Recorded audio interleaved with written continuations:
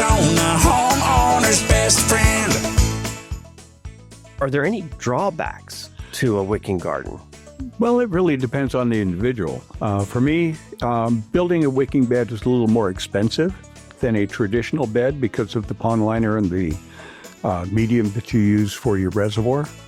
However, you're not spending as much on planting medium to go into your garden bed, so it's a plus-minus kind of thing.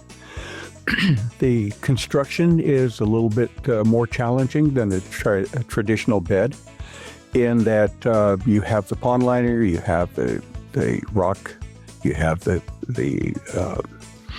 shade cloth, and then you have your planting medium. So the building of it is a little more involved. And adjusting to not having to use as many nutrients in your garden bed is a thing that people have to get used to because you're not washing it away. And what would be the downside of having too many nutrients in the soil? None if they're organic. Amen to that. So, well, and one of the things, Ray, that is an upside, I know we just talked about the cons, but that I just realized in you sharing that is if the water's coming up from the bottom, it's not necessarily pulling those salts up from the water. So we're not getting heavily salted soil in our garden beds, correct? That is absolutely true. And speaking about that, there's one thing I did not mention is because we have salt in our water and it's going to be there through the evaporation process in your reservoir, here in Phoenix, I generally flush my garden beds probably twice a year to remove those salts and so on, so that I have good, fresh, clean water for the plant roots. That's pretty wicked. Did you catch that?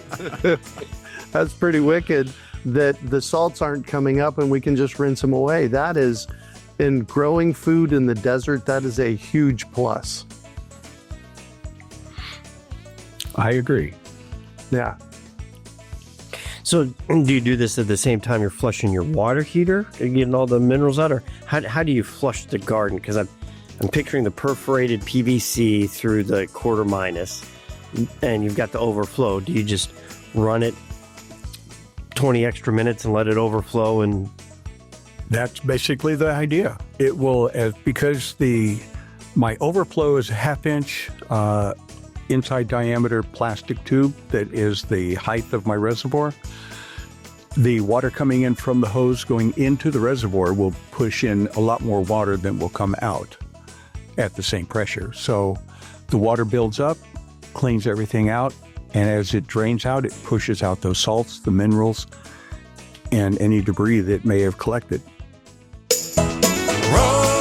Rosie on the house, every Arizona homeowner's best